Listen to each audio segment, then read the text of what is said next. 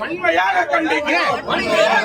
சட்டப்பேரவையில் காவிரி நதிநீர் பிரச்சனையை, மேகதாது அணை பிரச்சனையை சபையிலே தவறான முறையில் தனி தீர்மானத்தை கொண்டு வந்த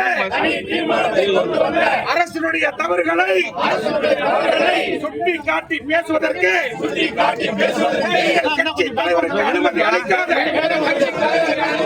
பேரவை தலைவரை வன்மையாக கண்டிக்கிறோம். வன்மையாக கண்டிக்கிறோம். வன்மையாக கண்டிக்கிறோம்.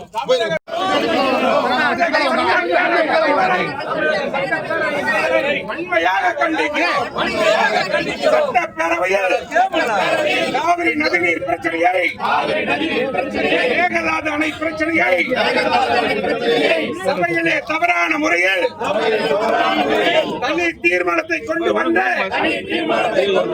அரசினுடைய தவறுகளை சுட்டி காட்டி பேசுவதற்கு கட்சி தலைவருக்கு அனுமதி அளிக்காத பேரவை தலைவரை வன்மையாக கண்டிக்கிறோம். வன்மையாக கண்டிக்கிறோம்.